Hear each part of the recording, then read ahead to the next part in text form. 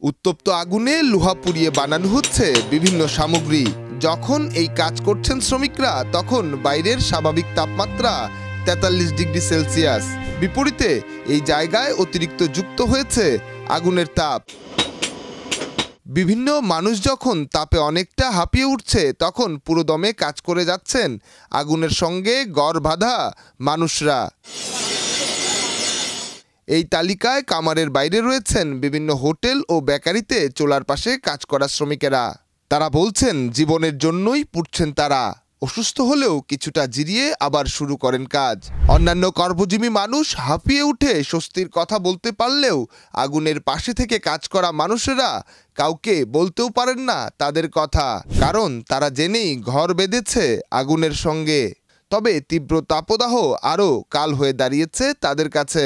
বড় লোকেরা এসির ভিতরে থাকিয়া যেভাবে আমরা এই এসি মনে করি, এলাকা আমরা গরিব মানুষ, এখন এই যে গরমে সহ্য করতে পারতেছি না, তারপরও পেটের ক্ষুধার কারণে করতে হয়। যে গরমটা দেখতেছি এটা মানে আমার জন্মের পরতেই প্রথম দেখতেছি। সকালে 8টায় ডিউটি ধরি, রাত 9টা 10টা পর্যন্ত ডিউটি আমরা করি এই গরমের মধ্যেই। আমাকে মনে খুব গরিব মানুষ, আমাকে মনে করি যত গরমই হোক এখন মনে করেন যে এরপরে থাকতে হবে। আমার চারদিকে আগুন হলে তো পেটের দায় এটা কাজ করতে হয়। আমি তো অন্য কোনো কর্ম জানি না, যার প্রয়োজন আমার করতে হয়, পেটের খিদের কারণে আমার কাম করতে হয়। আগের থেকে এখন অনেক গরম, 35 বছর এরকম গরম আর হয়নি কোনো। অনেক সময় দেখা গেছে মাথা ধরে যায় গরমে, অসুস্থ হয়ে যায় না, হয়ে গেছে। শীতল আবহাওয়ায় ফ্যান এসির মধ্যে টাকা দিয়ে রেস্টুরেন্টে খাবার খায় মানুষ। তবে এই খাবার যারা তৈরি করেন তারা থেকে যায় এই ফ্যান এসির বাইরে, যে জায়গাটা খুবই দুর্বিষহ।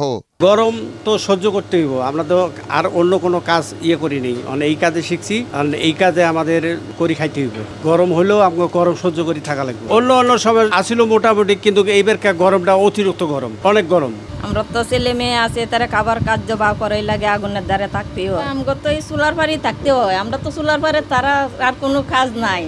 আমগো তো আর কোনো কাজের কোনো বাউ নাই, আমগো তো এই চুলার পারে ছাড়া আর আমরা কোনো কাজ দেখি না, আমগো আর কোনো কাজে নিয়েও না। হয়তো অনেকটা ঘেমে গেছি, তবে তারপরেও ঘামার আগে কিছুটা মুছে নিয়ে হয়তো বা ক্যামেরার সামনে দাঁড়িয়েছি। যারা এই লোহা লস্কর পিটিয়ে নতুন কোনো আসবাবপত্র তৈরি করছে কিংবা সামগ্রী তৈরি করছে, তাদের তাপমাত্রা ঠিক 43 ডিগ্রির সঙ্গে যেন আরও অনেকটা বেশি তাপমাত্রা যোগ করে আগুনের সেই উত্তাপ। তারপরেও থেমে নেই সেই কর্মজীবী মানুষরা। কামারের মতোই লড়ে যাচ্ছেন আগুনের কুলে বসে কাজ করা সকল শ্রমিক, যারা থেমে নেই, বরং জীবিকার জন্যে আগুনের তাপের পাশাপাশি লড়ে যাচ্ছেন প্রকৃতিরও সঙ্গে। নিহার সরকার, অঙ্কুর, দেশ রূপান্তর।